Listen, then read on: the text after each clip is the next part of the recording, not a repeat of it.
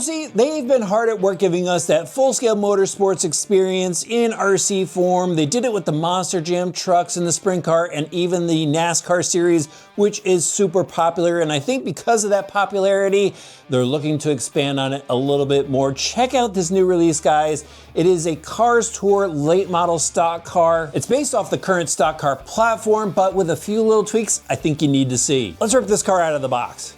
Look at everything they give you inside the box to race with your friends or at the local track. The Spectrum SLT2 radio system, 4 AA batteries, USB charger, 1400 milliamp battery pack, construction manual, quick start guide, and the car. Check this thing out. The car store typically runs down in the southeast, and this is an Asphalt late model stock car. The styling of the body is different from a NASCAR. As you can see, the hood's pretty flat on this. Same with the rear deck. The nose is slanted. It looks really cool. The body's a bit longer than the NASCAR if you put them up side by side, but I like that they partnered up with Dale Earnhardt Jr. to give us two options. You've got the Budweiser version, and they also offer the Sundrop car. But I bet you there's one detail that's really caught your eye so far, and that is there's no body clips on this. They're not going to carry it over to the stock car. It's just for this late model car, but it's pretty cool. You just push a button on the bottom here. It releases a pin up in the front, and you just pop the body up and slide it off. There are the mounts on the inside, just slips in the back.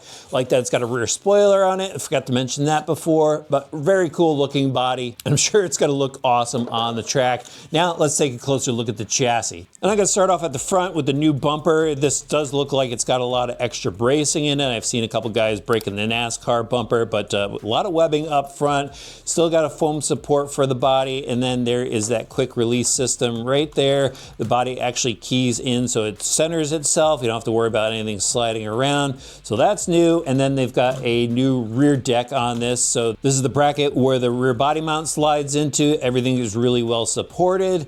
And then, guys, the rest of the car is pretty much the same. So it's got the Grom style drivetrain in it. It's a four-wheel drive setup, which makes it super easy for anyone to drive.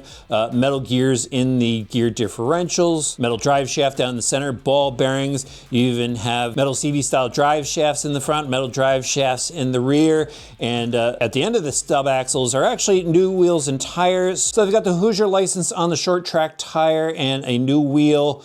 Both front and rear are the same, and you know, they've got a pretty firm insert on the inside. Back to the chassis itself, carried over from the NASCAR stock car. There's where you drop your battery in under the Velcro straps. Has Nerf guards on the side, help keep the body stable. Shock towers, nice and strong. And then they've got oil-filled shocks on all four corners. Pretty durable suspension arms and steering knuckles. Setup feels pretty good from the factory. You could, of course, go and change out the shock oil. Twin crank steering on there. Fixed steering links, and then the electronics here, you've got a metal geared servo. There's your 2-in-1 speed controller, 25 amp unit from Spectrum. They give you a motor cooling fan, and there's your brush motor for power. On average, the 1400 milliamp pack will give you about 20 minutes of run time. All right, guys, I'm gonna go throw the body on this and hopefully find a dry parking lot. We're still covered in snow here, but I want to rip this around and see how it goes. Get the steering straight here. Just a little tweak out of the box. All right, RC drivers, I finally found a parking lot to go and run this beast. Hasn't been easy. We've had a ton of snow and actually a lot of rain. I found a smooth parking lot. No sand on it. Look at this bad boy go. Like the cones, nice easy setup. Anybody can really do this. Probably do it in a driveway too. It's got a big driveway. But yeah, just find a parking lot and look at this. This thing actually handles really good. I think it might be a little bit better than the NASCAR. A little more downforce on this in the front end. This car looks good. Just need about 5 more guys out there running, and then it would be a blast. Let's roll off in the corners. It plants itself in the corners pretty well. A little bit of understeer coming out. But yeah, 4-wheel drive, this thing is pretty much hooked up for anyone to drive. I really want to run oval again. I really wanted to run oval with the NASCARs. And actually the mini nationals are coming up. I think there's oval racing there in Enfield, Connecticut. And oh, my first spin out. But yeah, in Enfield, Connecticut, I think they're going to run oval, and I think I have to bring an oval car. I wonder if they'll let me run this bad boy.